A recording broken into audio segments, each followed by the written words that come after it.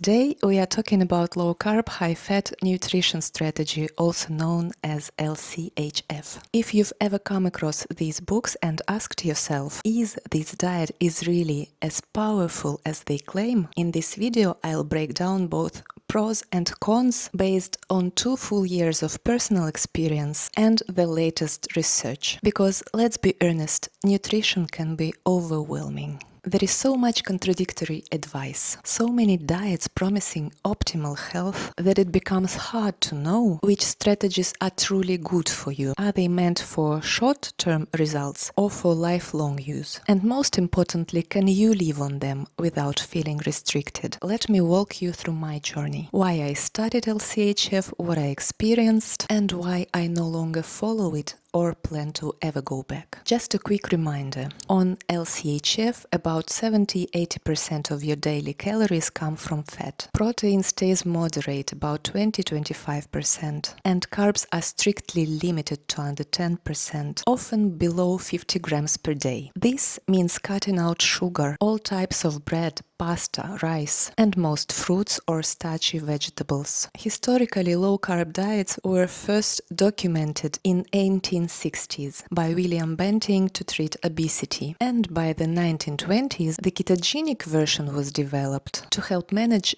drug-resistant childhood epilepsy. But in recent decades, books like Dr. Atkins made LCHF mainstream, claiming it could cure everything from obesity to chronic fatigue. I fell for that too. At the time, I didn't yet know how to critically assess health claims. But after reading 2 bestsellers, I felt inspired to improve my health through LCHF. And the fact that I followed it strictly for 2 years proves I genuinely believed in its benefits. The most immediate effect, one that happens in almost 100% of cases, is rapid weight loss in the first week. Even if you know it's mostly water loss due to glycogen depletion, the visual impact on the scale can feel magical. It hooks you in. Each gram of glycogen stored in your body holds up to 4 grams of water. So when you cut carbs drastically, your body flushes water and the scale drops. But that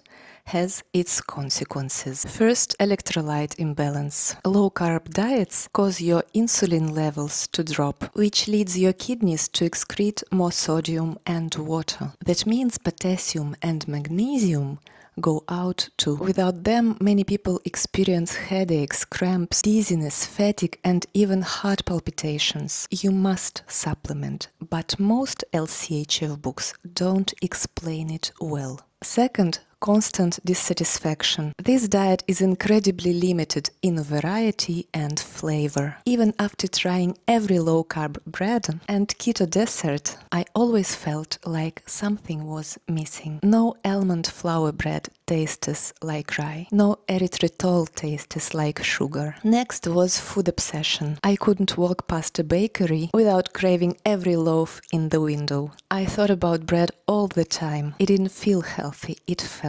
compulsive. Then social isolation. Dining out became stressful. Planning meals in restaurants, explaining to friends and family why I couldn't eat normal food, refusing cake at a celebration without sounding sick. It all added up. And next, my exercise performance collapsed. The most profound consequence, my ability to train hard disappeared. Carbohydrates are the body's preferred fuel for high-intensity exercise, especially above 65% VO2 max. With glycogen levels always low, my cardio suffered. Even walking upstairs felt exhausting. That was the first real red flag. And now my biggest mistake. About 18 months into the diet, still unhappy with my performance and body composition, I added intermittent fasting. It seemed logical. LCHF is supposed to help with satiety, so fasting should be easier, right? And in the beginning, it was. I felt incredible morning focus, which makes sense. In the fasted state, the brain releases norepinephrine and upregulates brain-derived neurotrophic factor, boosting cognitive alertness. But then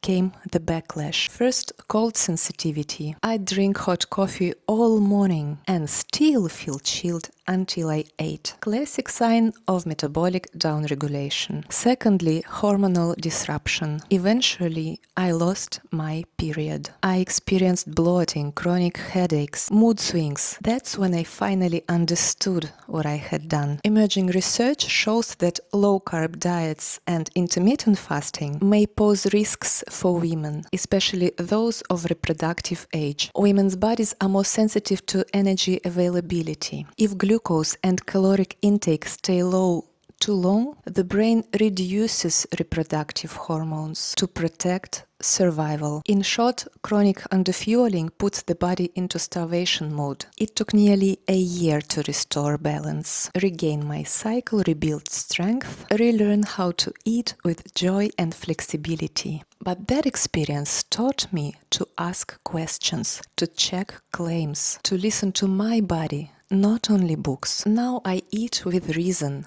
I don't fear carbs. I don't need to avoid cake or bread. I eat sugar every day in moderation, because what matters most is overall quality and balance. Food is not good or evil, it's context and quantity that makes the difference. If you are thinking of trying LCHF, be informed. It may work for short-term goals in specific cases, but it's not a magic fix. And it's certainly not sustainable for everyone, especially not for women long-term. The best diet is one that supports your performance, your health, your hormones, and your joy. So let it be reasonable, let it be yours.